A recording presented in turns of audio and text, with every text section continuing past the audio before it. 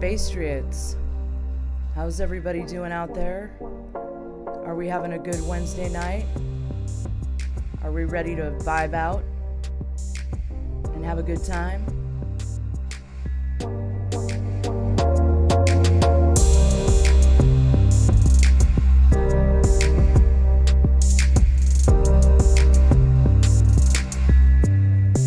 Stickers up, friends.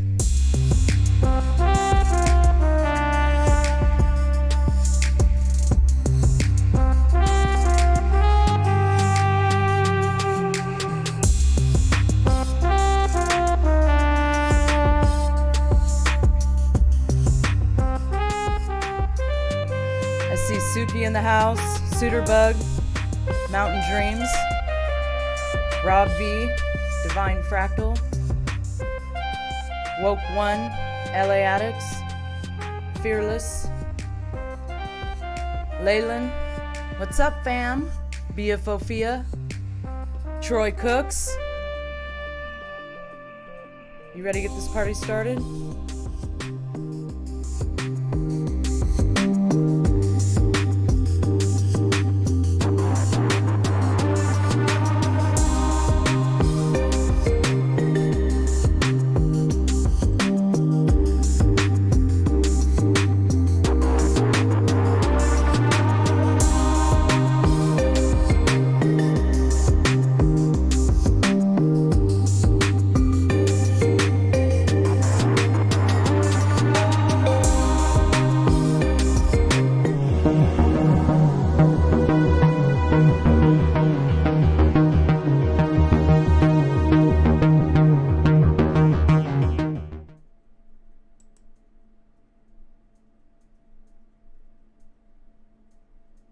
We've reached a pivotal moment in the Great Awakening. Culture was hijacked and weaponized a long time ago, but now, we see it as the final battlefront of the information war of good versus evil.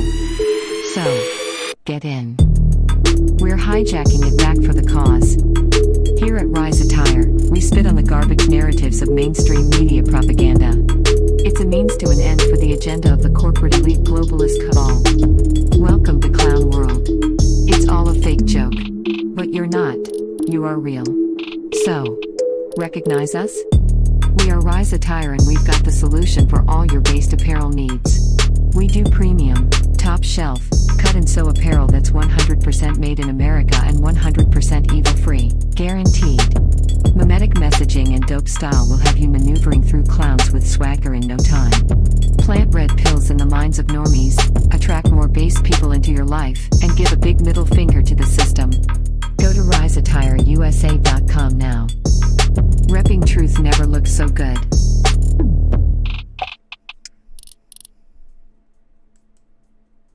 Woohoo! 1 foot and 5D Wednesday Night Live. What's going on, Space Fam? Spatriots? How's everybody doing tonight? Let me go and grab the foxhole real quickly so we don't leave the foxhole out of the chat. What's going on Twitch, D Live, foxholepill.net, YouTube, Rockfin. Oh yeah, speaking of Rockfin. There we go. All right.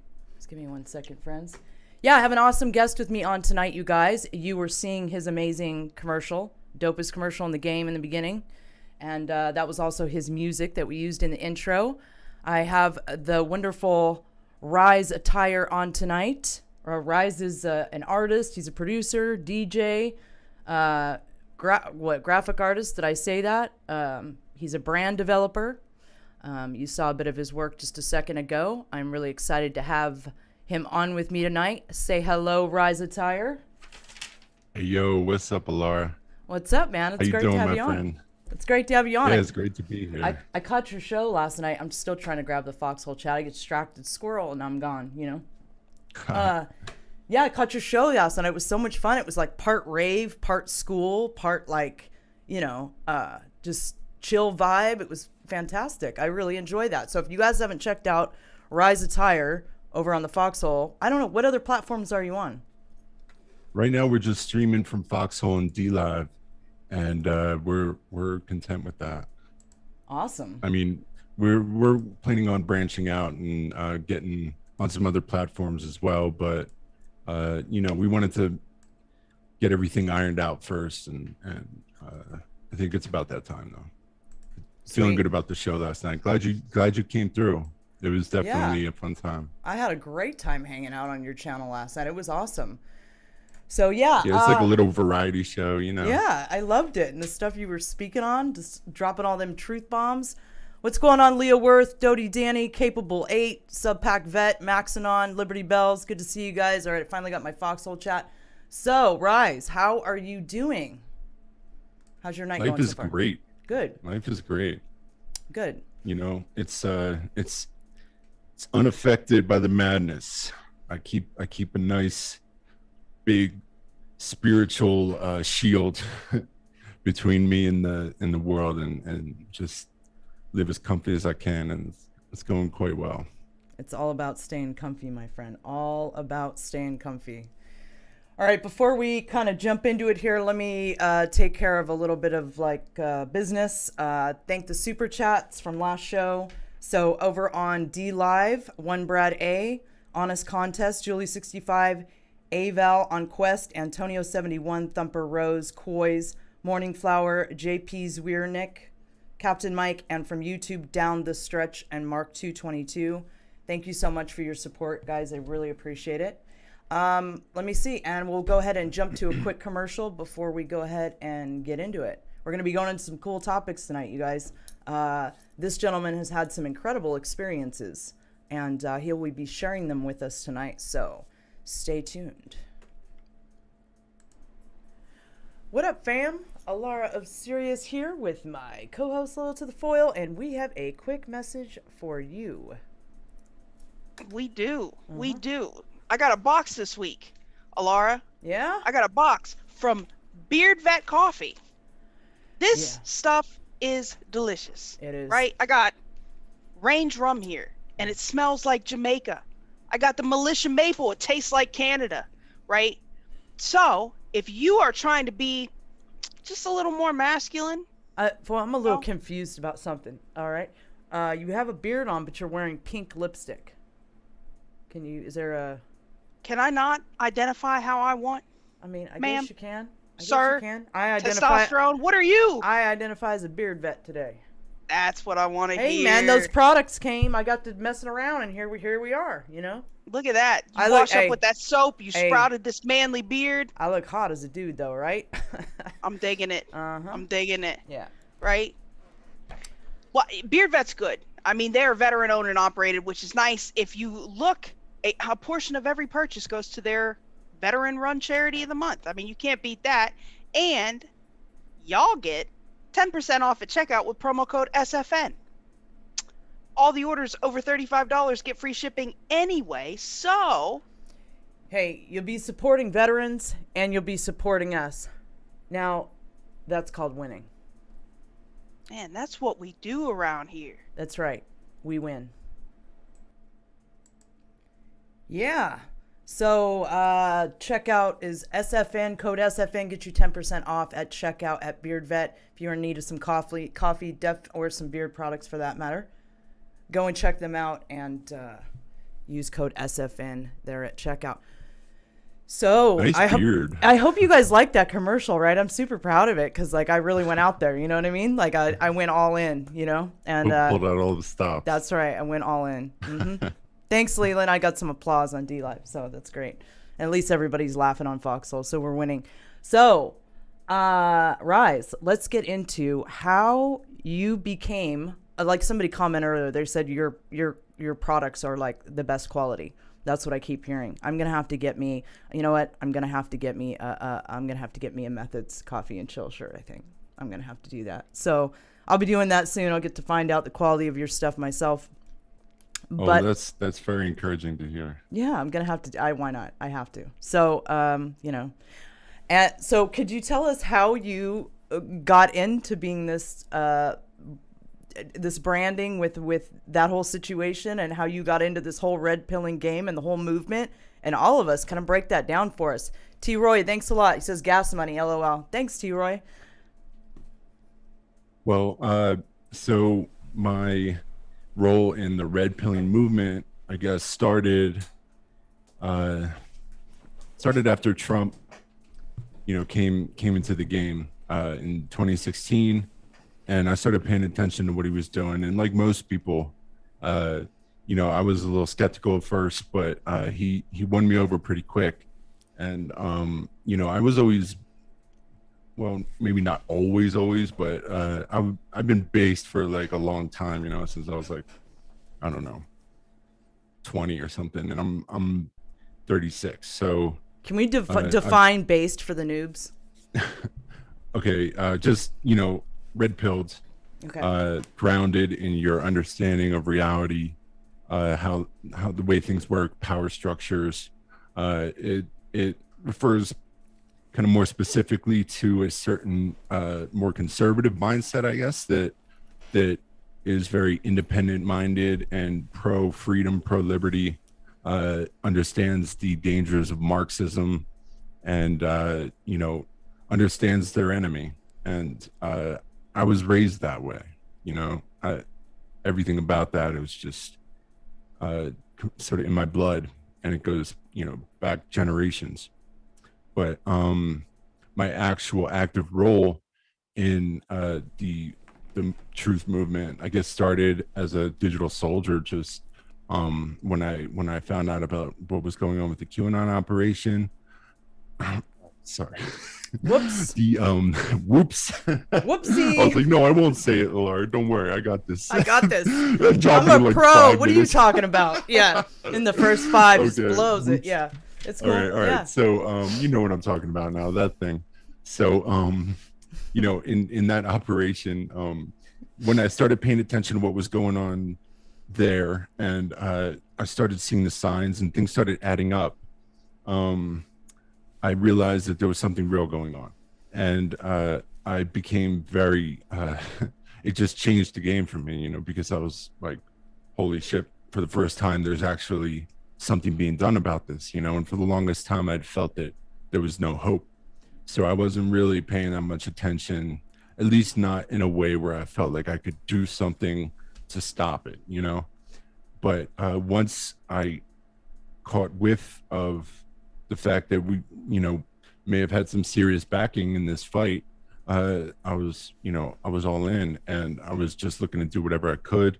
So it just started, on Twitter, just engaging as much as I could in the public discourse that we were just mowing people down on Twitter, Mm-hmm. like back before Twitter really started, like putting the axe down. And we went down in a blaze of glory too. Oh yeah, man. But it was so awesome. You know what it was like. Mm-hmm. It was just like, when you had some fake news report, and it was just the entire comment section just, oh my god, light it up. They would just light it up. Oh man. It was glorious. The best thing ever. But so once the coronavirus came around, though, a lot of the work that I was doing in music, like, because I was doing the live thing a lot with music, doing shows and stuff like that, and that was sort of one of the main parts of like where I had sort of come to in my career as a producer. So once the CB China virus came around, it just shut the whole thing down, and I had a lot more free time on my hands. And I'd been working for a clothing brand. I won't say their name because I just want to keep them safe. Got it. But it's a big brand, and they do really amazing like sort of mimetic like designs that they sort of came up from 4chan, and okay, just naturally, and they got blew up through Reddit. We made like front page of Reddit like 12 times. So that definitely got us out there. And I learned a lot in the process of working for them. I still do work for them, but not full time the way I was, because doing the thing with RISE. But my boss there, he taught me a lot, and I made some connections in the manufacturing end of things, made some friends, and I found myself one day. So I'd been making some design ideas. I had already sort of came up with a lot of the ideas that we used in our first sort of run of releases when we debuted, and like the Haiti Rodham Clinton one where she's got the word Haiti across her eyes, and there's one of her husband, and he's got these bloody hands and his bloody neck, and it just looks like he just stepped out of a horror movie or something. But I was sort of pitching these ideas to my boss, thinking like, I got these ideas for a shirt. They're all like hardcore, like, conspiracy theory related, like super anti-leftist designs. Right. And he's just like, I don't know, man. It's kind of extreme. Yeah, he's like, I don't know, dude. Nah. He's like, they're good ideas, they're cool, but like, nah. And I'm like, all right. So I was sort of sitting on a stockpile of like designs that I had done for this other company. Yeah. And I started dreaming up this idea. I was like, whoa, like people really need to wear these, represent these ideas on their shirt. And I just had this vision of how I could do it in a way that was just really dope and would be really attractive for someone to want to wear, and not something that looked cheap, and also something that would be made in the USA, because the connections that I had made in the manufacturing end of things, they were, everyone's based out of United States, and patriots, one of the things I learned about our manufacturer when I first became, developed my relationship with them, and we got to talking over the phone, and we quickly realized that, we both were aligned politically and in terms of like a lot of our perspectives on things. So like I knew he was someone who I could trust, to do this and not have to worry about getting wake up one day to find that I was kicked off or I was dropped because of some design I put out. And it's just the ideal situation for what we're doing, and it just made perfect sense, and all these things started just falling into alignment in this really incredible way, and that sort of began this long chain of signs and dramatic indications that this is the direction that I needed to take things. And it almost sort of felt like it was like destiny or something. So I just sort of went with it, and I'm just the kind of type to not put up any resistance when the universe is leading me in a direction. I don't fight it, and I just go with it, and every time I have in my life, it's worked out really well for me. So that's how I wound up here. Same thing, just following the divine, you know what I mean? Like, okay, what are we doing now? All right, we're doing that. Great. Okay. I guess all right. It's like a current. Yeah. You just got to go with the current, because it doesn't work out when you resist, and it's usually it's just not God's will. So wherever you wanted to find that. I want you to kind of go into something a little bit. I know a little bit about your background, and I know that you're very familiar with communism and Marxism, and in a very personal way. Can you go into that maybe a little? Sure. Okay. So my family comes from Ukraine. I'm a second generation American. My father was born in Argentina and came to the States when he was 13. And before Argentina, they were in Eastern Europe. And, not my father, obviously, he was born Argentina, but his parents, they came from Eastern Europe, and they dealt with serious persecution from the Nazis and the Soviets. They're Ukrainian Catholic, and that was just a double no to like both of these fascist totalitarian dictatorships, and because the Nazis didn't like Catholics and the Soviets didn't like Ukrainians, or Catholics really. But basically, my grandmother, so when she was young, she was like, I think 5 or 6 years old. Yeah, maybe in her like very early teens or something. Her father, my great grandfather, he was a college professor, and the Soviet, the Red Police showed up one day, and because he had some books in the house that were on the banned book list, and because he was a college professor, and I guess because they had a roof over their head, they were a threat. Because that's literally how bad it was. They took my great grandfather out into the middle of the street in front of the family and all the neighbors, and shot him in the back of the head, executed him.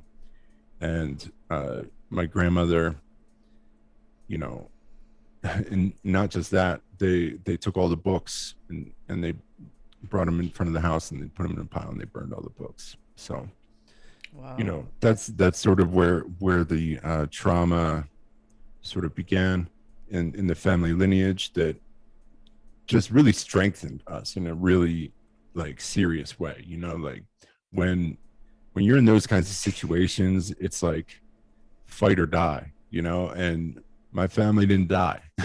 Right. Like my great grandfather did, sure, but he didn't really have a choice.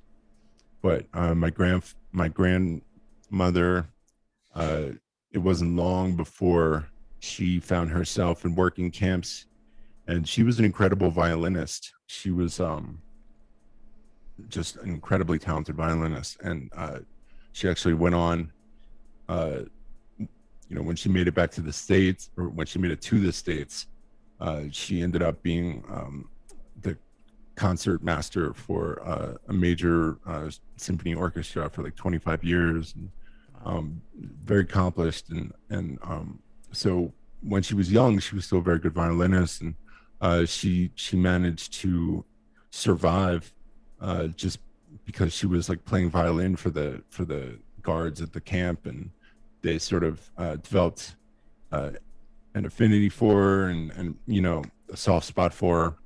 And but she would tell me stories about how they'd be in the fields just toiling, whatever sort of meaty, like back-breaking tasks they could give to these poor people. And they'd be out there, and the biplanes would come by once in a while and just target practice and just mow people down. And she described like diving and feeling the bullets whiz over her head and stuff. So these were stories that I heard growing up and from a young age. And the good news is she survived. And on my grandfather's side, he was in the concentration camps with the Nazis. He was being persecuted by the Nazis, and this was before they met. And he was actually in a concentration camp, and he was in line to be executed. They were executing people one by one at the gallows, and it was his turn to go. And when they checked his records, they looked at his number on his little pin or whatever, and it didn't match up with his name, and because it was some sort of typo. So because the Nazis kept such meticulous records, they let him live. They kicked him out, and he met my grandmother, and they just broke out. And it's crazy. I always felt, I've told this story like once or twice before, but it's still, no amount of times I could tell it doesn't blow my mind, because when I think about it, the fact that some Nazi hadn't made some typo back in like the 30s or whatever, I wouldn't be alive. That's a wild it's thought. Like, it's that's incredible. That's where your fire comes from. Yeah, absolutely. That's so absolutely where your fire comes from. Go ahead. Yeah, and my dad never sugarcoated anything. You know, he would tell me horror stories just to like get me to understand the true nature of what men are capable of when evil, you know, is in their hearts, and you know, allowed me to, or taught me to recognize the signs, recognize the red flags when I see them.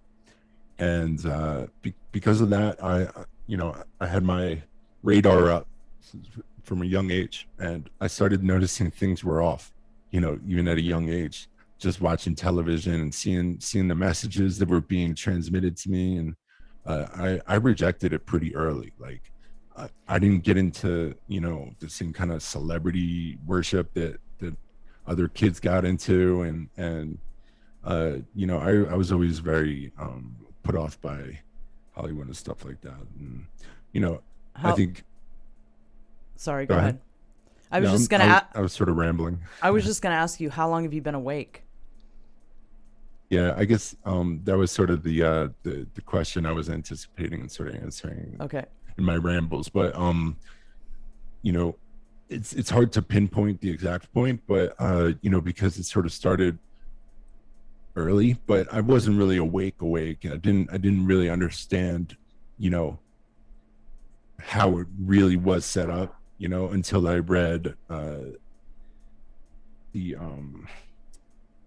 Behold a Pale Horse. I was just gonna say that. Cooper. Yep. Yeah, and I read it when I was like 20, 21, and it, you know, it floored me, but it didn't surprise me because I had already felt that there was something going on, you know, like I'd been seeing this recurring symbology and you know, the same kind of like symbols everywhere, you know, and these, you would see it in all these logos and you know, and it was just felt like there was some underlining connection between everything and some sort of like driving force that was pulling the strings. And when I was in college, I was studying communications, and so I was studying music production, and I had to take all these media classes and stuff like that.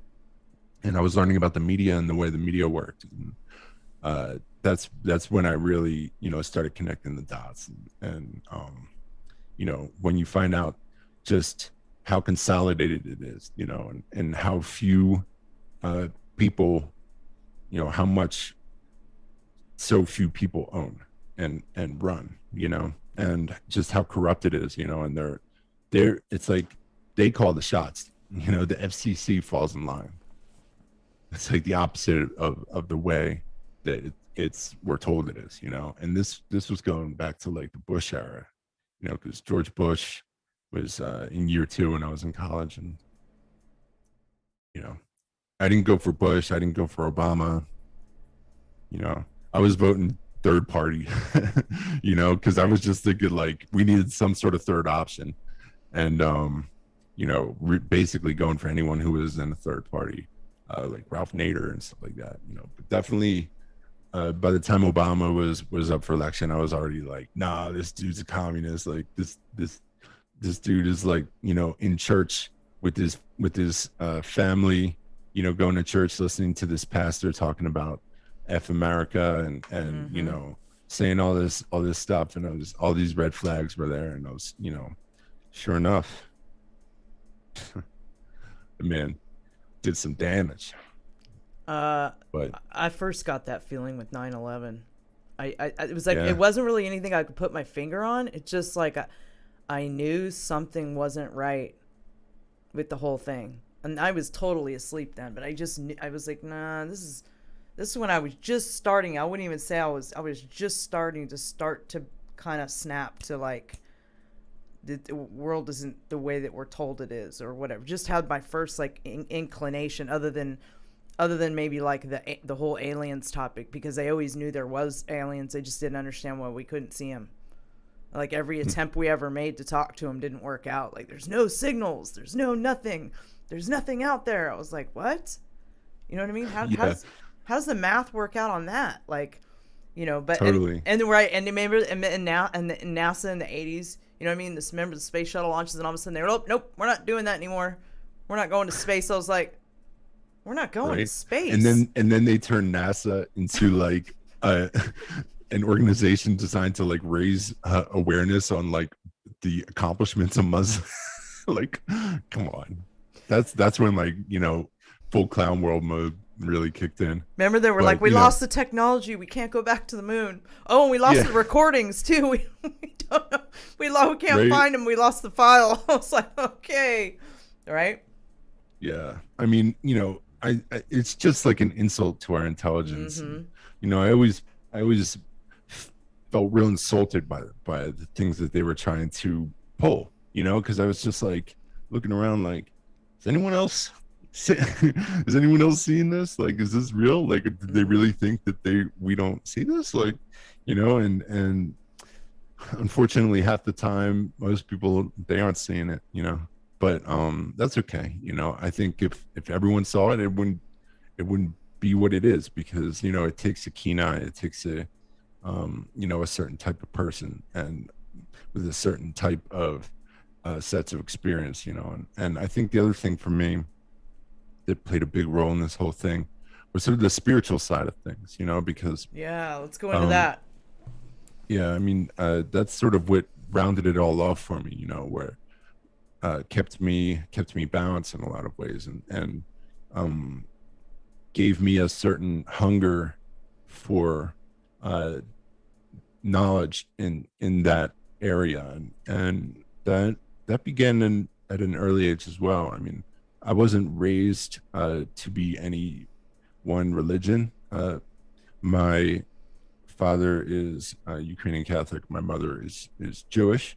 And as I was growing up, neither of them were really like serious about it. That sort of changed later in life. They both sort of like evolved in a direction towards Christianity, as I have as well. But we've been just sort of on our own journeys. But like, you know, I was raised to like just make my own decisions and find my own path. And I sort of, you know, just found a path that didn't really involve either. You know, I was going to synagogue on like Yom Kippur, like the one time out of the year, and then Christmas, you know, church for Christmas and like Easter, and that was it, you know. But you know, when I was younger, like, I would say I think 10th grade, which would make me like 15 or something.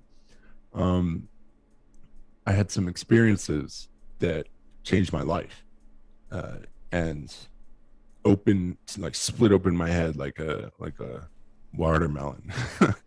You know, which is what, you know, some of the stories we were talking about. But so might as well get into it. Yeah, tell them about the Ouija board stuff. That's intense. I never had any experiences like that when I was younger. If I had, maybe it would have woke me up at a younger age, but my path was different. Yeah. But yeah, So that's very interesting. My disclaimer to the story is don't mess with the Ouija board, okay? Like, I do not recommend it. This is not an endorsement. And, you know, I was very young and didn't know what I was playing with, didn't understand the seriousness of, you know, what I was dealing with. But, you know, that being said, it definitely had a profound effect on me. And I think what I experienced is something that I'm supposed to share, because it's very important. You know, it was very important for me. And there were two types of experiences. So just to sort of set the scene, I was just doing it with like my friends, and it was at a time in our lives, like before we started smoking weed and partying, and after the time when, like, you know, you would just sort of stay home and do nothing when you're a kid, you know. So it was in this sort of limbo period where we were old enough to like be wanting to do stuff, and we were having fun and, you know, getting together and being social, but like we weren't getting high or anything like that. And that's important, because, like, you know, some people might hear some of these stories and be like, oh, you guys high, you guys must have been high or something. And it was like, no. We had fresh, young minds that were, you know, working at full capacity. You know, like, we saw what we saw, and when you experience this, there's no mistaking it. It's not like in the commercials, you know, where it's like, I don't know if you ever seen the old school Ouija board commercials, but like they'd have these kids and they're like, are you touching it? No, you're touching it. You know, you're playing with this, because this thing's sort of like inching along, and it's just like, you can't tell if it's one of your friends moving it or whatever. But like, when it's happening and it's real, both and particularly when you're on the board, your arms go numb up to your shoulder, and I'm talking completely numb. That's what it was like for us. And this thing was moving so fast that it was like slipping off the board at some points, and you couldn't keep up with it. You didn't know which direction it was going to go next, and it was just moving, and it was like a magnetic connection where, like, if your fingers are within a certain distance from it, it was enough to sort of set the charge of this thing, and it would just take off and start running. So it was like channeling your human life energy, you know, that into this thing, and you know, using that to move it. That's what it felt like to me, at least. But you know, there was definitely a point at which you could feel it break, you know, when it was like a dip, you know, you were far enough away from it and it would break. It was sort of like you know, it was like a magnet or something, you know. But that once you had it within the radius that it needed to be, your arms would go numb, and it would just zip along, and you would just have to follow it, you know, keep your fingers sort of close enough to it to keep the connection. But you certainly weren't moving it, and it was spelling things out and saying things to you that were blowing your mind, you know. So like, and I'll give you an example. But what I'll say first is that there were two types of experiences that we had. There was the dark experiences, the deeply terrifying kind of experiences, where we were talking to entities or, you know, spirits that had real negative energy. And there was the positive experiences, and there was a clear difference between the two. Like, you know, and some people, I've heard people say, like, it doesn't matter who you're talking to, they're all demons, or, you know, if you're on a Ouija board, then it's all negative energy. And I mean, perhaps we were tricked. I mean, I certainly can't say for sure, but my every ounce of my being told me that, you know, during the positive times, the positive experiences, there was an energy in the air, there was a lightness in the air that was unmistakable. And so it felt different between the two different entities you were talking to. Interesting. Yeah, I mean, I've got a couple stories to tell on both sides of the spectrum. Which one do you want to hear first? Should I go dark first, or should I go light first? Let's go dark first. Let's end with the light. Okay, dark to light. Yeah, right. Dark to light, man. You know it. Cool. Mm-hmm. So, yeah, you know, there was one night when we were talking. You know, you sort of begin by saying, "Is anyone there?" Right, and it'll say yes, and so almost immediately this like dark cloud sort of like just came into the room. You could just feel it, you know, and we were out, we would do it on my parents' deck, which was outside, you know, so it would be outside. There'd be like anywhere from like 10 to 15 of us, right? And any one of my friends can vouch for these stories, you know, this is all true. But we were talking to someone who said their name was Zeze, Z-E-Z-E, right? And Zeze, he said he was in hell. That's what he said. And he said that And he said he was a kid. He said he said he was young, and he was like misspelling things, and it was strange. He had, I don't know why a child would be in hell, but How old did he say he was? he said he was 8. But here's the thing: is that I later found out what this thing really was, and it's not a child. Oh, Okay? that's where they trick you. Yeah, yeah. Yeah, this was not a child. So, um, you know, basically, it was saying that he was in hell, and he kept going to the letter N. It would say N, and then it would start circling, and it was do these circles. It was vroom, vroom, vroom, vroom, vroom, like literally like that fast, like around the board. This thing was circling, and at one point we asked him, like what is this? What does N mean? And he said it never ends. He said it never ends. It never ends. It never ends. And it was like, with these circles around the board, and that's, we were like, holy shit. And you know, one of my friends was like, yeah, he's like, prove you're here. He prove you could see us. And he started saying our names, started spelling out our names in the order which we were sitting around the table. And before he could get to the last person at the table, or the last person that would have completed the circle, literally we were like, F this, and said goodbye, and through, because when you say goodbye, the thing just flew off the side of the board, and my friend just like flipped the board and turned on the lights, and we were like, hell no. Because literally we felt like if he had said the final name in the circle, that he would have like opened up some gateway. Like, that's how crazy it was, like it's what we felt like, and so we just put a stop to it. I don't know why we let it go for that long, but Did he tell you his name or give you guys any messages? yeah, he said his name was ZZ, and he told us that he wanted us to contact his mother, and he gave us an address, and he wanted us to contact his mother, and we didn't we didn't write it down, but that's what he said.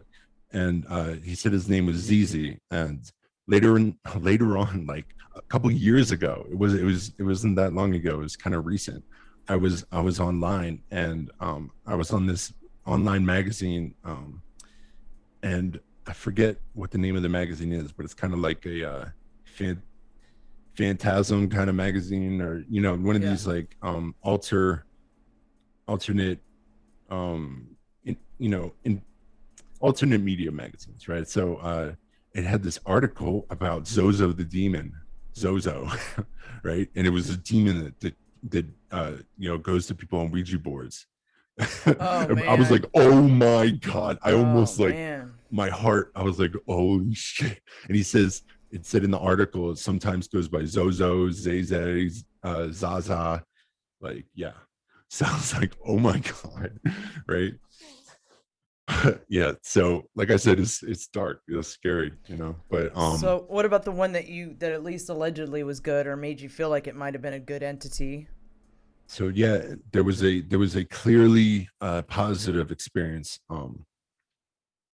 So there was an experience that was sort of in the middle ground, as a good transition area. I thought it was funny, but we were talking to this like spirit, and the thing was easy is there was a really heavy dark energy in the air. You could feel it, and the thing was moving in a really intense way. But most of the time, when you're talking to these spirits, they're just kind of in limbo, and they don't really have energy that's like in either direction. They're just kind of like neutral, and they're maybe like there's something that they're like trying to tell you about that's like just something they're hung up on. And I kind of feel like they reminded me of like a ghost or something, you know what I mean, or something that was like just sort of stuck in this kind of physical plane, and I think there's this one that said he said he was mad, right? And we were like, why are you mad? And he said, I hate you. And we were like, who do you hate? And he said, Adrian. Or okay, I just yeah, my name is Adrian, so I just sort of doxed myself by accident. But yeah, so he said my name, and I'm 2 for 2. All right, so Woo! you know, I didn't say my last name. Winning tonight. So, You know what I mean? so you know, it's spelled out my name, and I was like, why do you hate me? And I was like, I don't even know you, bro. And it's like, he said, I'm a liar. That's what he said. And I was like, a liar? And my friends kind of looked at me like, what? And they started to kind of look at me suspect, like, is he a liar? Is he that's out or something? And I was like, kind of looking around, like, what? Wait, rocking through my head, like, wait, what did I lie about? What is this guy talking about? And then I was like, what do you mean I'm a liar? And he said, Jew. They spelled out Jew. And I was like, because my mom's Jewish. And I was like, oh, get the, I was like, this is like a racist ghost or something. No wonder you're stuck on this plane, bro. Like, you're still like holding hate for what, calling me a liar because my mom is Jewish. Like, get the fuck out of here. Wow. You know, so we sort of laughed that off, but that really happened. And you know, it is what it is. But you know, that's a good transition into a very positive experience. So in the same token, in the same way that you know, that first experience I described, you know, said, or in the same way that was like a really heavy experience on the dark end, you know, in the same way, this was a really heavy experience on the light end, and you could feel the light in the room. And we were talking to someone who said her name was BB. And I don't know what the significance of this is. I kind of felt like it was significant that she said her name was BEBE. And that was like on the opposite end of the alphabet, spelled kind of similar to ZZ, you know, but ZZ was like at the bottom, you know, and BB is like at the top. I don't know what, if that's just a coincidence, I don't know. But she said she was an angel. And she said that she died in a car accident in 1972, and she was from New York City. And Whoa. Yeah, and she said that there is such thing as heaven and hell. That's what she said. And she said that we all have guardian angels. And my friend, so there was, you know, about 12 of us there, and we were maybe 15 years old, 15, 16, and my friend's younger brother was there, right, who's also a friend of ours, but he was younger, so he was like maybe 11 or 12. And his name was Craig, right? So Craig was there, and Craig was there with his friend, who none of us know, right? And his friend was his age. So his friend was just sort of hanging out, playing the wall, just kind of sitting, watching. And I was on the board at the time during PB. This is how I know your arms go numb, and you know, it was moving much more peacefully. You know, it's just sort of slowly gliding from word to word. Spelling was perfect, and you know, she was just talking very calmly to us and answering our questions. And you know, Craig's friend seemed pretty skeptical, and he was like, oh yeah, he was like, who's my guardian angel, right? And she spelled out this name, and I didn't recognize the name. The person who I was on the board with didn't recognize the name. It was like kind of an outdated woman's name, like not the kind of name that people like a Gertrude or something like that, or like a Gladys or something like that. Yeah. And when she spelled out this name, my friend's or Craig's friend, his face just turned white, like he had seen a ghost. And he was, you know, sitting forward in his chair when he asked the question, and he just like fell back into his chair and just went limp. And everyone was looking at him like, who's Gertrude, dude? Like, you're gonna tell us? And he's just sitting there. And finally he was like, that's the name of my great aunt. She died 2 years ago. Her and I were really close. Wow. And everyone was like, oh. there was like this silence in the room, and everyone was like, whoa, dude. Because none of us on the board even knew this. We didn't know him. We certainly didn't know the name of his great aunt, and Phoebe knew it. And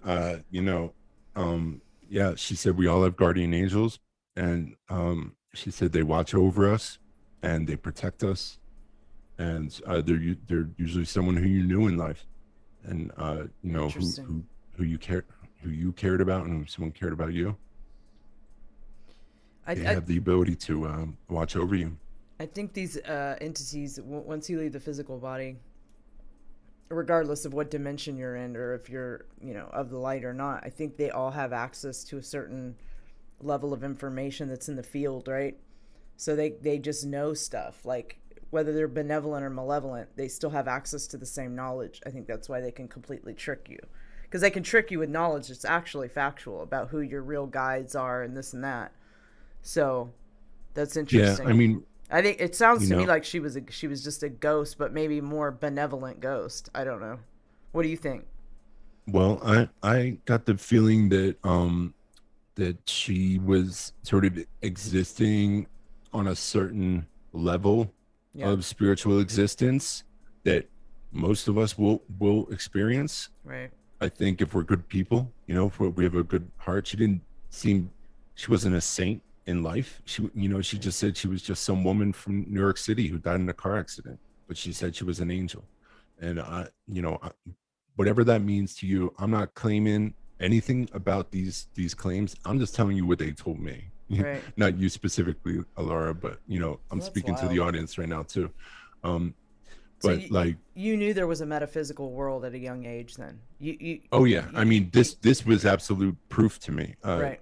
And I'm not done telling the story. So, because something else happened that was even more insane, that didn't validate itself till like 15 years later. Right. So, but to just finish answering your question, I don't think she was trapped here. That was the impression I got. Like that she was. I think she somehow maybe just saw a window of opportunity to connect with us and give us some information. And who knows, maybe it was information that she knew would change some of our lives. I know it changed my life. And but arguably, it could be what got me here. Who knows? I mean, like, you never know, like such a dramatic event, how could it not affect the course of your life in some sort of like impactful way, and in in that same vein, I actually asked her. I was the first one to sort of gather up the courage to say this or to ask this, but I said, am I on the right track in my life? Right. And she said yes. And after I asked that, everyone started asking that one by one. Right. So everyone, one by one, they'd say, am I on the right track in my life? She'd say yes. Am I on the right track in my life? She'd say yes. Am I on the right track in my life? Yes. Last person to ask was Craig, friend's younger brother, right? Mm-hmm. And Craig says, am I on the right track in my life? She says no. Right? And I said, why? And she said, drugs. She spelled out drugs, right? And fast forward, I don't know, 10, 15 years later, Craig is, strung up in an ICU on life support because he got his throat cut in a drug deal gone wrong, by some kids who were trying to get initiated into a gang, and they saw him as prey, and they tried to slit his throat, and they missed his main artery by like a fraction of an inch, and he didn't die. She had access to that information. Yeah. I mean, none of us knew at the time. I mean, we weren't even smoking weed.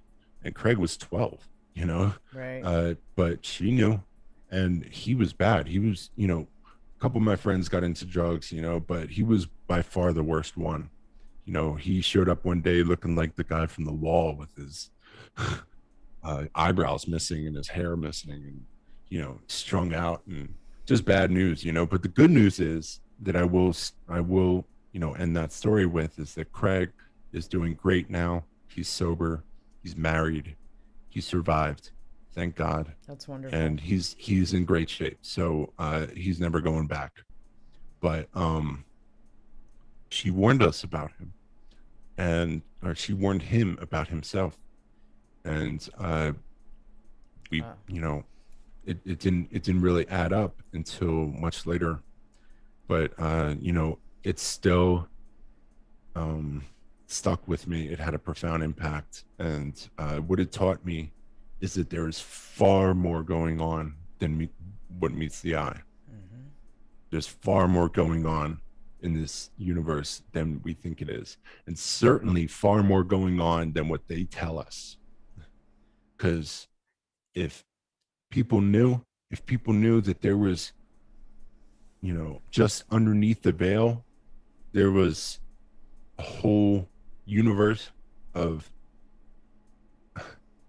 consciousness and beings and you know, individual entities with their own identities and their own, you know, personalities, like trying to, you know, waiting to communicate with us. I mean, like, you know, it would, people would, I think, have a much deeper appreciation for what life is, you know, because we're taught that life is shit. You know, we're taught that we're shit. Humans are shit. Yeah. Earth is better off without us. And, you know, there is nothing to think that there's anything that happens after you die is, you know, a fool's dream. And, you know, only the fool would, you know, can take any aspect of religion or spirituality seriously. And it's all bullshit, and science is the only way. And it's just, it's the opposite. And that's what these people, that's their MO, it's mirror. There's stuff flying around in our skies. It's always been there as long as I've been alive, and clearly long before that. And we don't know what it is, and nobody talks about it. Like until now, until recently. But I mean, most of my life, there's these things flying around. There's allegedly these beings that are abducting people. Too many people are talking about it for it not to be real. But nobody talks about it. And if you bring it up, they'll laugh. People will laugh at you. That's how it was up until what, like this year? Yeah.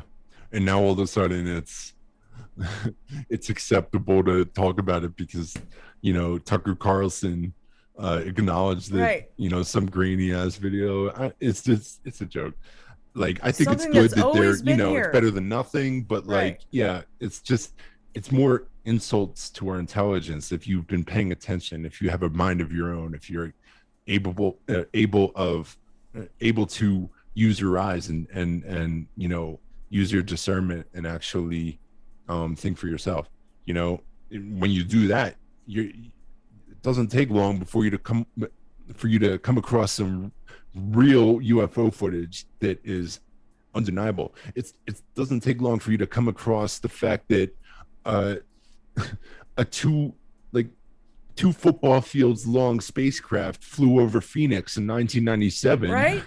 And nobody cares. That had 7 glowing orbs on it, flew like, you know, a couple thousand feet up and hovered there for like hours, going 5 miles an hour, not making a sound. That was witnessed by hundreds of thousands of people, video cameraed from multiple angles. But now this is the UFO sighting. This was a mass sighting. But it's called the Phoenix Lights. It's on Wikipedia. Right. Yet we're like, but we're gonna show the Tic Tac over and over again on the mainstream news. It is. It's a complete clown show. This was in 1997, like a whole city, an entire city, and it's crazy. It's like everybody just went back to sleep. Like, yep. Like it didn't happen. Like, oh nope, that didn't happen. Nope. And it's it's very bizarre. I will say there's definitely an element of It's trippy. brainwashing and mind control that's been going on with it. Because Oh yeah. people will have experiences. I've even had this happen to me, and I would say that I'm fairly awake, right? Where I'll have an experience, and the next day the memory will start to fade like someone's trying to pull it from me. It'll seem like it wasn't real or it didn't happen, and it was, and I have to fight to hold on to it. Yeah. And so I wouldn't be think surprised, honestly. I think they're doing that to us. I don't understand it all, but I think they're, especially if you watch the TV, they're just putting people into a hypnotic state. They go back to sleep. Like they'll wake up for a minute, they'll see something that just don't fit into the Matrix, a narrative. They'll see it, they'll experience it, and then boom, they go right back to sleep. I wouldn't be surprised if there was some sort of technology. Yep. There was some sort of quantum technology There that is. had the capability of like sending out a signal that would control or that would sort of penetrate the minds of an entire population and manipulate their memories in a certain way that would steer society in a certain direction. Like maybe you can't go back in time and alter events, but if you could alter people's memories of an event, what would be the difference? I mean, how else have they managed to keep this under wraps for nearly a century now? With so many people having experiences of seeing stuff, interacting with stuff, being abducted by beings that came in the room and went through the wall or went through the ceiling. So this has happened to millions of people, but yet the whole planet doesn't talk about it. Like it's not happening. And there has to be. Well, we're talking about it, right? Well, now, but I mean, there has to be an element of mind control going on. There has to be. Absolutely. Humanity is in a hypnotic state. And the reason I really believe this is because I was in a hypnotic state before I was pulled out of it. And I think it's different things that pull people out of it. But I think that they have to be. There's no way that a psyop this big could go on for that long. I mean, even now, look, like they're talking about in the news, still really nobody cares. It's not like you don't see people freaking out like, oh, because I think on some level people already know. They already know, and they're just like, why? They're just like, why are you just now starting to tell us about this? Like we didn't already know it was real. There's like that element, and there's the element that's just like in total denial, where they're just not ready to accept it, and it's not happening for them. But I think that population is actually smaller than we might think. I think most people, at least in sort of the back of their mind, they know this shit, and they just to keep themselves sane and to keep themselves going and to just, kind of do what I was doing, during the Obama years, or just kind of like, I knew what was going on. I knew kind of how bad it was, although I don't think any of us knew how truly bad it was. But, to the greatest extent that I could, I knew how bad it was. And I just felt like there was nothing I could do about it. So I just was like, tuning it out. And, I think a lot of people who don't, they know something's going on. They know it's fucked up, but they don't think there's anything they can do about it. So they tune it out. And, it's easier to live when you don't think, it's easier to feel sane and to not lose your mind when you don't think about the level of evil that is actually out there and what these people are doing to kids. And, it took a lot to wrap my head around it, and I had the time and the energy to do it and the strength, that I was raised to, I was raised with thick skin,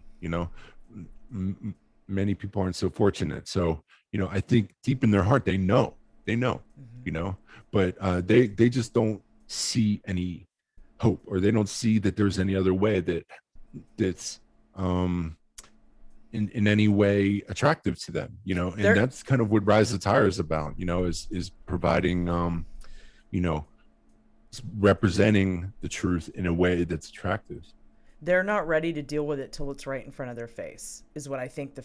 You know, you get that feeling. And I think it's right in front of their face now. I think we've gotten to that point, to be honest. Well, with everything else, yeah, but I mean, just the ET topic, like they're not ready to face it until, not even now with it on the news, until there's one of them standing in their face, and they can't no longer deny that this phenomenon is real, and it's, you know, just as real as also there's just how much trauma everyone's sort of collectively been through, and like, you know, what these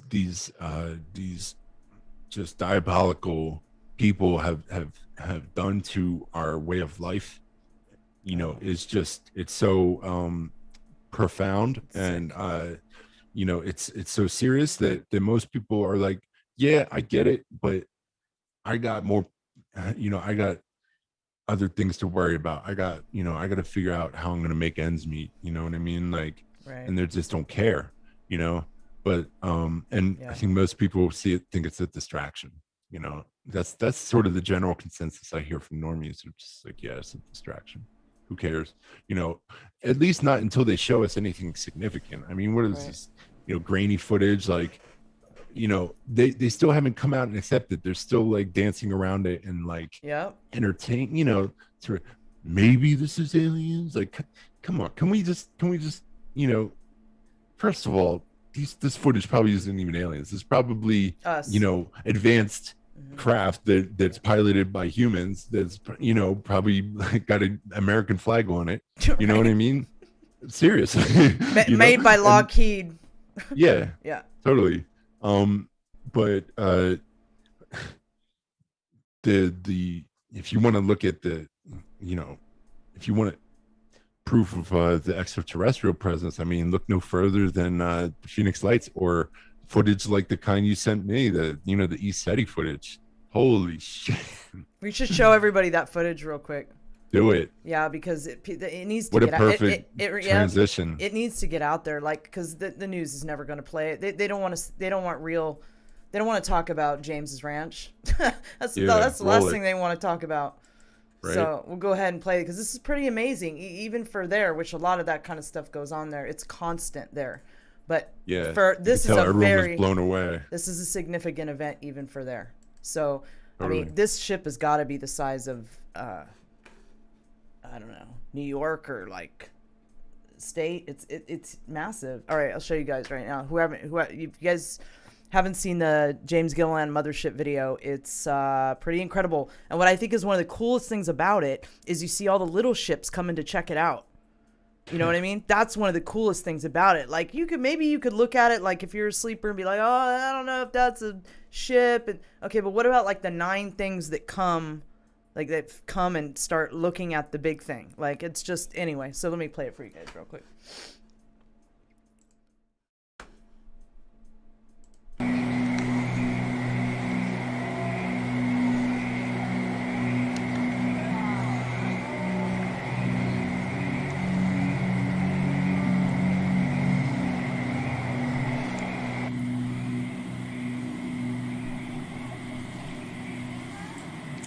Yeah, I got it on film. Yeah, I put them away. But I got these on film, this thing on film, whatever. Right now? Yeah. Dude. Look at that.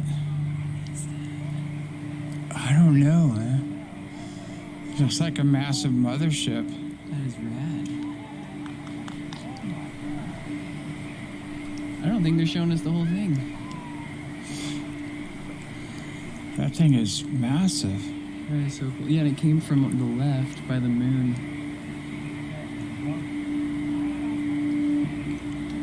That's awesome. Yeah, this is the... Darlene's like, fly. Beautiful. That was like when you try to call it a night earlier, right? I had a feeling something told me to come back. I go, man, as soon as I leave, it's going to happen. Man, you can see the lights going on in a circle around it. That's wild. Okay, hold on. We'll play it first. I came back and grabbed the camera. Let's get it back. And you can tell it's kind of on the outer orbit, the way it's tilted. Backdrop. There's the ground. There's the mountain. But get me in there. What's up? That's so cool. Oh, look at this. Another one coming down on it. Look at here, guys. Oh, yeah. Wow. Unbelievable.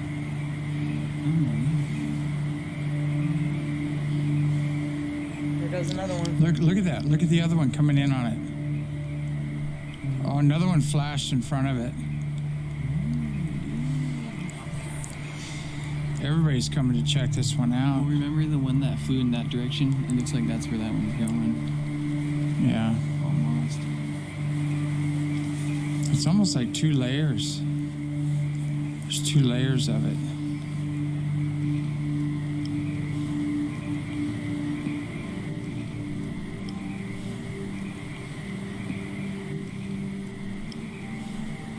Anyway, this goes on for about 5 minutes, you guys, so I'm not going to play the whole thing, but it's, I'd say that's rather significant. What about you, Rise?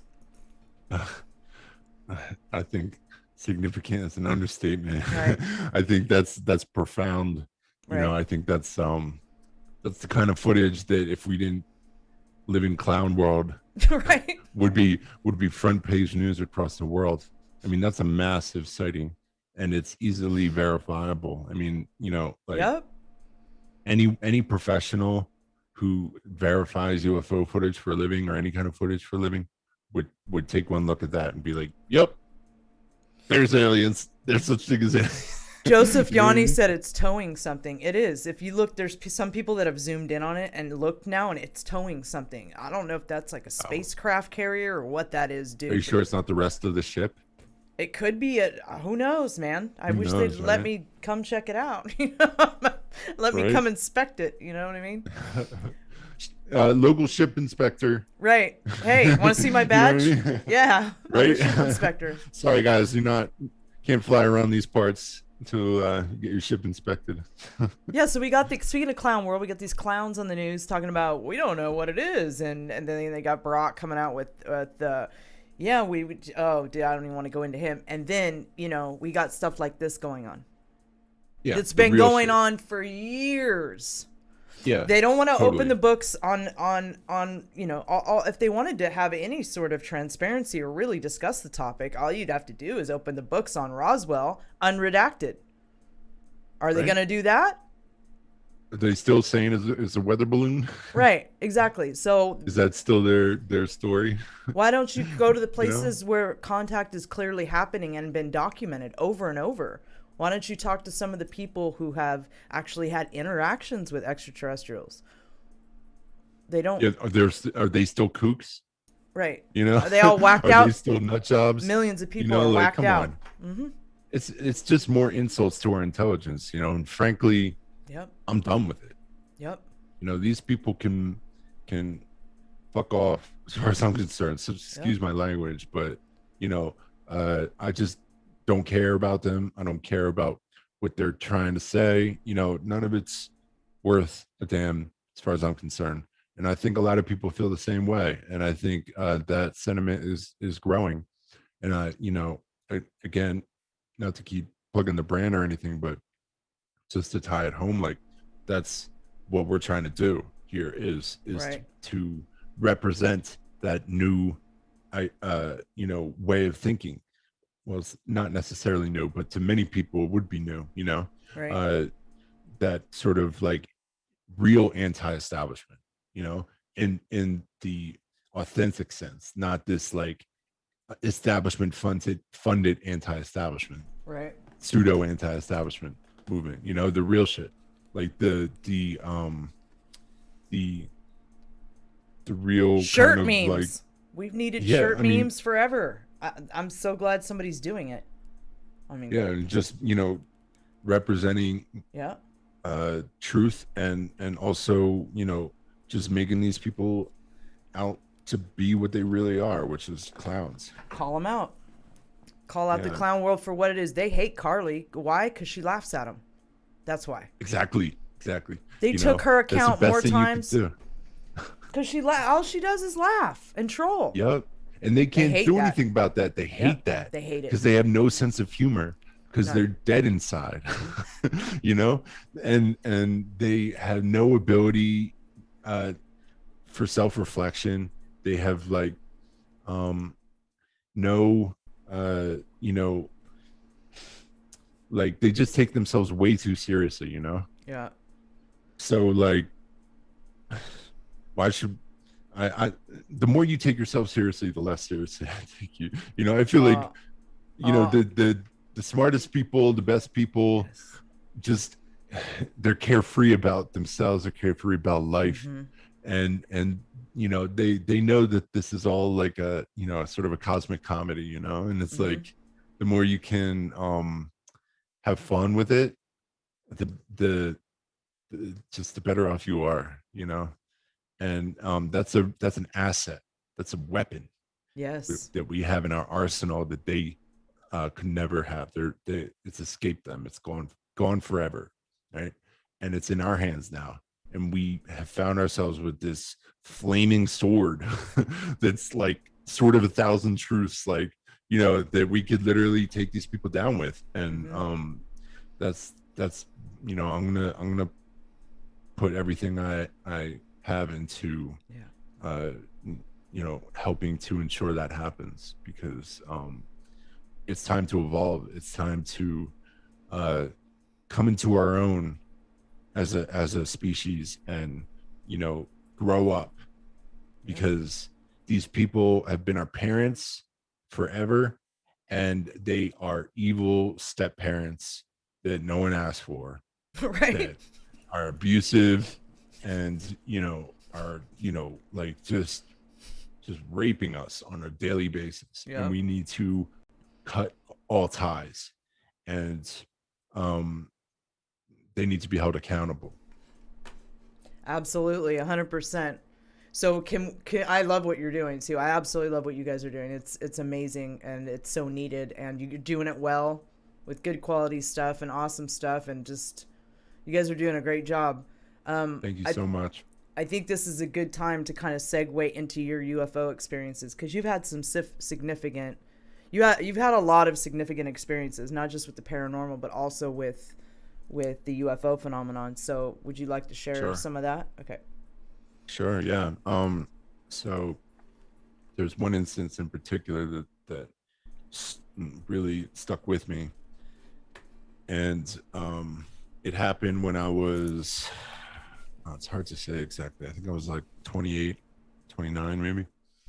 And I was hanging out at the apartment of my girlfriend at the time, and we were just hanging out on the balcony, and this balcony overlooked the river in New Jersey, and it was kind of high up. It was actually it was on the top floor, so we had a nice view of the sky, unobstructed by trees. And you know, we were just sort of hanging outside, and it was dusk. It was like 7 or 8 o'clock, and all of a sudden, from the horizon, we saw this red orb come up, and we thought it was a flare or something. And it sort of came up slowly, and it had a even trajectory and like a consistent speed, and it just went straight up and stopped. Right. And we're like, that's peculiar, you know.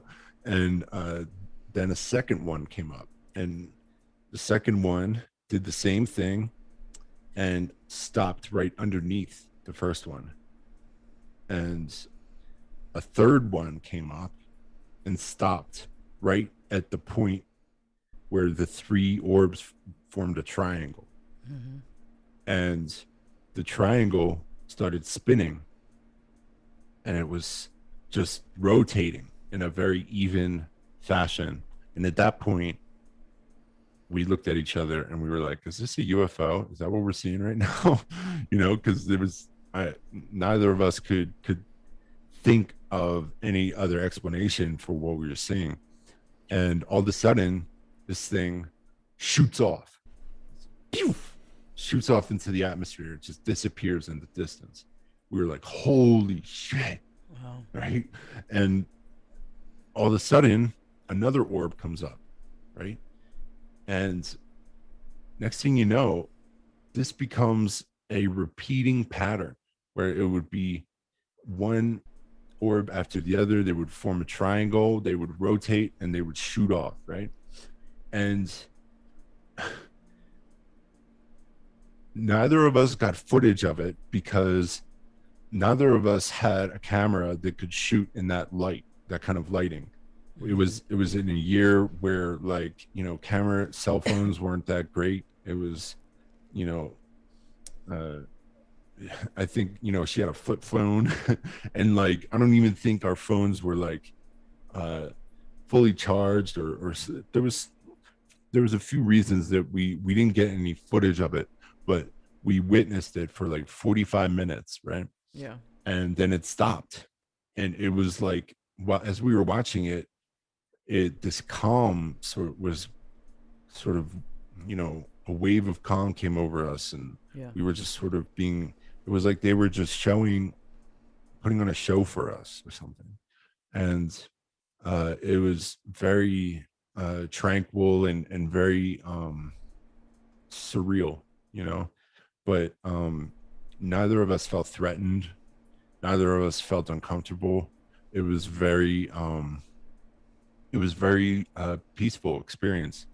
And the next day we started scouring the internet to see if we could find footage of someone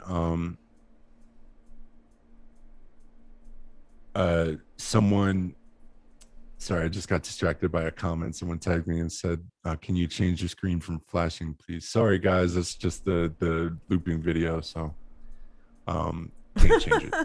Yeah, I can't change it, guys. Sorry about that. I can't change it midstream, but yeah, but so the next day we started scouring the internet for some footage, you know, of that some, you know, maybe someone caught of what we saw.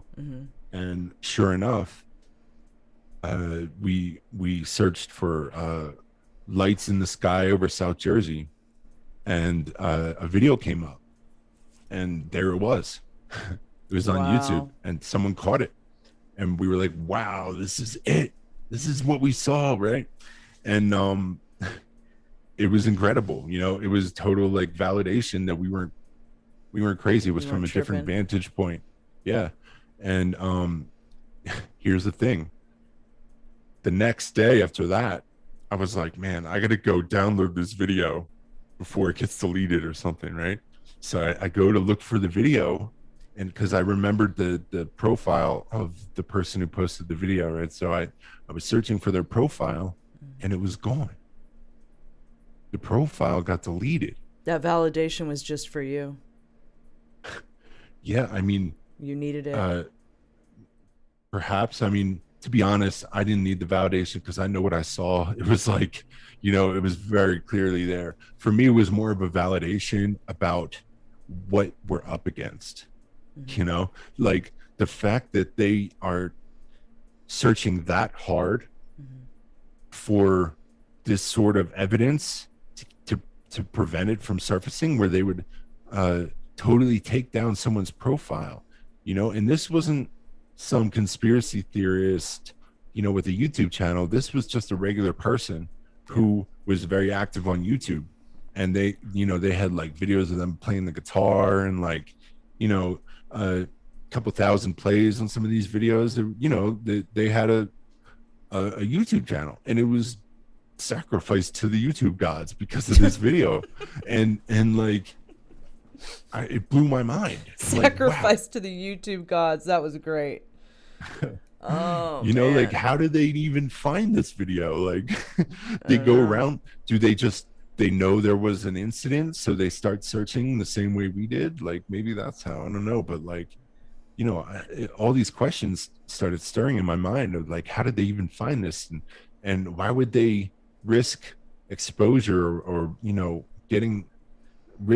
like giving themselves away by deleting someone's profile that was active on YouTube? Wouldn't they tell their friends about it? Like, but I guess, you know, not as much as you know, the amount of people that would find out if it went viral. I guess I don't know. I think it's funny when they try to be slick like that with their technology, right? When they try, like, you'll be thinking about something, something will be on your mind, you won't tell anybody about it, you won't type it to anybody, you won't, nothing, right?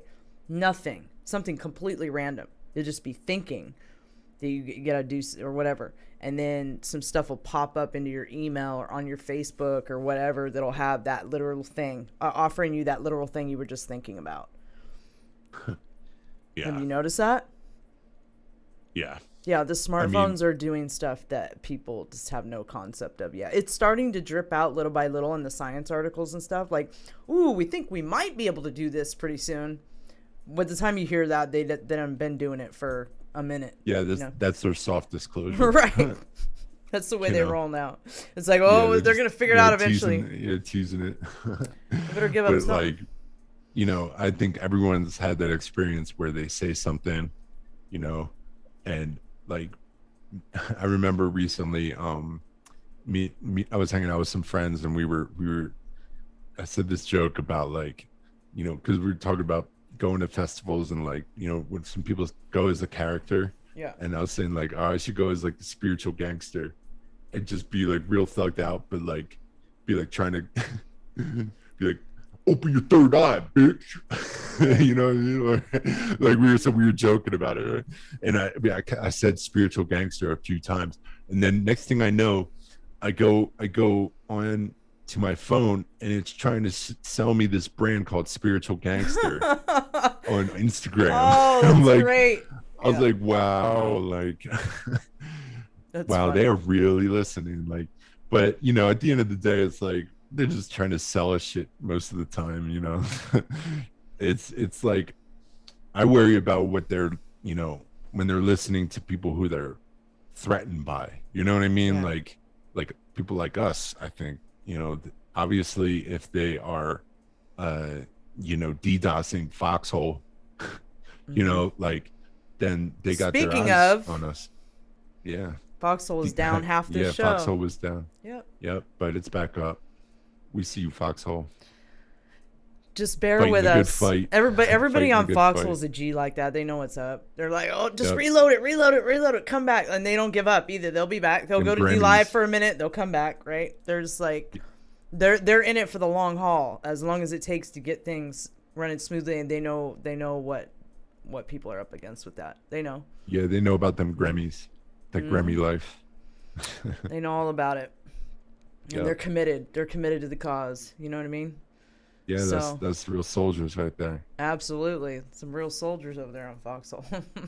Love Foxhole fam. So, yeah, it's become a cool thing over there, man.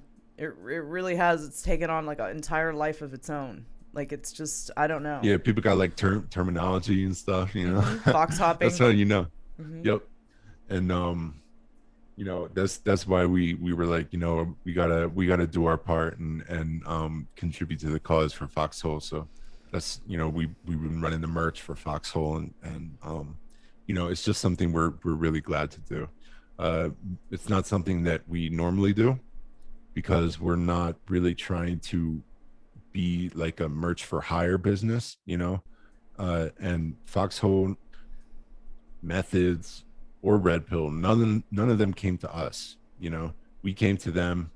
Oh, and, really? You know, yeah, and proposed the you know, gave them our proposal about what we wanted to do, and basically it was on us. You know, we came up with the designs and presented to them, and they were like, wow, that's great, let's do it, you know. And that's how it worked, you know. So it was very, very unique kind of situation, you know. I always felt like it was what we're doing with the few influencers that we're working with is sort of like akin to what like Nike does with like athletes. you Yeah, know? it's cool.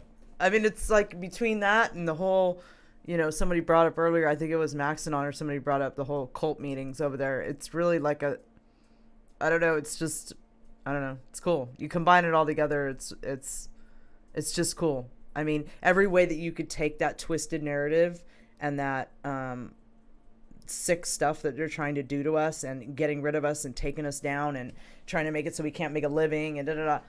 And any way that you can fight back against that and be winning is just great. Works, yeah. And laughing at them in the process, like the way that you do. Yeah, like ha ha ha. Yep. Still here and winning. Yep. Yep. That's what it's all about. And once people catch a whiff of that, they want to laugh with you. You know what I mean? And that's just what we're doing. We're just laughing and having fun. You know, because when they take that away from you, when they take away your ability to laugh and have fun and listen to music, share music, and they're trying. They're trying to take it away, but we can't let them, and we're not going to let them. In art, like when you lose those things, those 4 things in particular, it's to me, it's over. And we're just not going to allow that to happen. It's just not going to happen. And honestly, it's not just about preventing them from preventing yourself from losing. It's about winning. Right. And that's how you win is playing them at their own game and flipping their propaganda against them. And it's an art. It's an art form, because for so long they've used art and they've used symbols and they've used humor and satire as a weapon. And it was a covert weapon, that many of us had no idea about, and we're propagating ourselves, and once we realize it, the illusion gets popped, and the spell is broken, and all of a sudden you find yourself in a position where you can actually use their own tools, their own weapons, and take them and use them against them. Like the emblem we came up with, for instance. Like it's literally an inversion of the Eye of Providence, with the eye X'd out, like it's dead, and it's crying and it's bleeding. I caught that. Yeah, and it's still got a similar kind of appeal to it, but it's got a new meaning now. Right. And it's subliminal in it's certain just like ways. what they do to us. It's exactly. what they do to us. Just how like they what they do to invert us. everything organic and beautiful and pure. So now the tables have turned and we're inverting their inversion. Right. Invert the inversion. Woohoo. Yep. You know what I mean? Exactly. Tinette wants to know out there, RISE Attire, any timeline on the zipper hoodies for Foxhole? You're working on zipper hoodies with the Foxhole emblem? Yeah. There's definitely it's taken longer than I would have liked, and I apologize for that. But there has been some, it's been a trial and error process with the zippers in particular, because we're doing the zippers ourselves. So it's just like a technique of sewing that requires a specific type of machine, and there's all different kinds of zippers to choose from, and we wanted to not get ours from China. And, right. We're all for that. And so it's been a process, but the ETA on it, I could probably say, at least, the longest I could see it taking at this point is another month, but ideally within the next few weeks, next 2 or 3 weeks. But the women's tank tops, they're just about ready to go. We just got a couple templates left to do, cool. And then we're gonna have women's tank tops. Yeah, I'm gonna need a tank top. I'm gonna need me a Foxhole zip up hoodie, and I think I'm gonna need me a cult meeting shirt too. You know what I mean? You'll be set. Then I'll get the whole ensemble. I'm ready to go. Swagged out. I mean? Yeah, I can't just be wearing Swagged Space out. Force news and puffin shirts all the time. A super soldier Space Mouse, he's awesome and stuff, but I can't be wearing him every day. I gotta rep Foxhole too, and the cult meetings and all that, right? All right, doubt. so we're hitting like an hour and a half right now, so I want to give you a chance to go ahead. I know you guys are having a rave tomorrow night. Or where's the rave gonna be? And It's not tomorrow night. oh no, it's Friday. It's right? Friday night. Okay. So when we caught wind of the fact that that Red Pill isn't going to be doing his Friday night live stream, we thought it might be a good opportunity to try out something Max and I have been talking about doing for a while, and it's going to be a live DJ set. We're going to have a little dance party. I'm so excited for this. Oh, this is exciting. Yeah, I'm gonna set up some DJ equipment, and we're gonna have 2 cameras, and I'm gonna rock a Guy Fawkes mask, and just do it live, and we'll have some visuals, and it'll be dope. So for you guys that haven't checked out RISE Attire is over on DLive and is also on the Foxhole. He does these epic trolling shows with dope music and education, and it's a whole lot of fun. So go check out his shows. How long have you been doing them now? Not very long, right? Oh, it's the first, I believe. You're cutting out a little bit. Can you repeat the last sentence? I said it was our 31st episode, the last one we did on last night. The 3rd or 31st? 31st. Okay. Well, first. I'm late to the party apparently.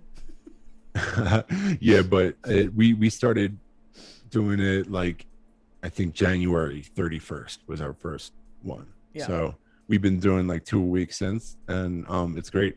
I loved it. I put together these like live visuals, or not live visuals, but I put together visuals that I drop live to music that I'm playing in real time, and it's just amazing sometimes to watch the way that the music syncs up with the visuals. That's totally unplanned, because I don't render the visuals with a song underneath it. It's just the visuals, and I'm playing music off of my computer in real time. So you're DJing to the visuals for the crowd. Well, in a way, but I'm not timing it. I'm not like, I don't know when there's no like, all right, there's no cue. You know what I mean? It's just kind of happens, and it's just magic sometimes watching the way they go together. It's really cool.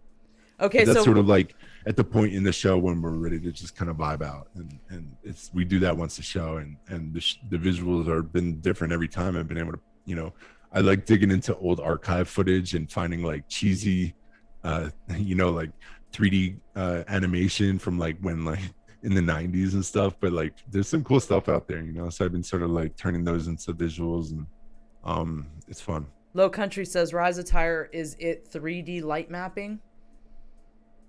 3D, are you talking about projection mapping? I'm not sure. 3D light mapping. So I actually do projection mapping. That's something that it's one of the things I do for hire, and I've done that for festivals, and I've built 3-dimensional installations that I use software to project onto and map out the different polygonal planes individually and create these unreal art installations. So yeah, I do have experience with that, if that's what you're talking about, Low Country. But just to keep it simple, I think we might throw a projection on me during the show, like just to have some like some visual stimulation going, but the smokers are gonna love the rave. I know whatever rave you guys do, it's gonna be dope, man. So can you quickly tell everybody where they can find you guys and what new, cool, awesome stuff you have going on besides the rave, and where they can catch the rave? Okay, so we're about to drop probably tomorrow. In fact, I think it might already be up, but we got a couple last minute things we got to do just to get them ready on our website. But we've got these 2 sticker packs that we created, and there's 8 stickers in each pack, and they are fire. These stickers are like the type you would want to put up somewhere where a lot of people would see it. They're like little red pills, and you'll know what I'm talking about when you see these things, but they're fire. So keep your eye out for them, and there's some Foxhole stickers are going to be in the mix in these sticker packs too.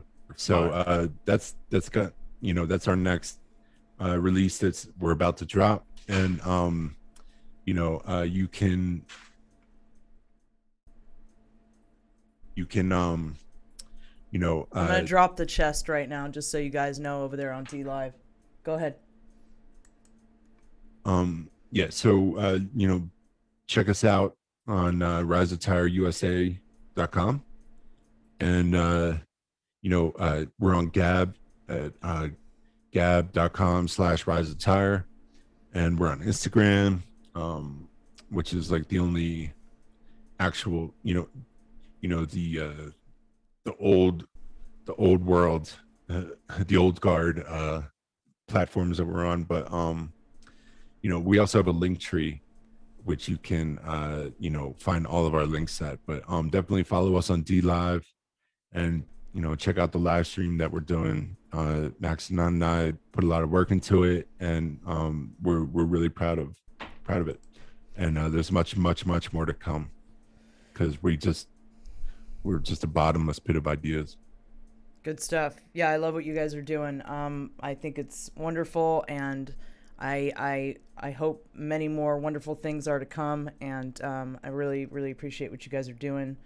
So definitely go check their stuff out, guys. Likewise, Alara. Likewise. Yeah, I really appreciate you coming on, like, and sharing your experiences and letting everybody know about the brand and what you guys are trying to do with it. So that's cool. Yeah, well, thank you for the support, and thank you to everyone for the support and for believing in us and for trusting us.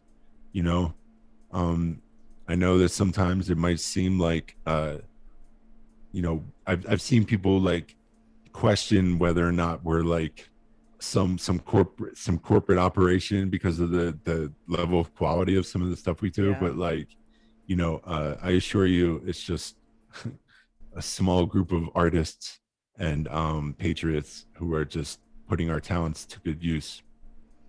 And you know, thank you for believing in us. Yeah, absolutely, 100%. I want to say, actually, I want to play your commercial one more time before we log out. So it's going to take us a minute to go offline. But also, I just wanted to mention a couple things too.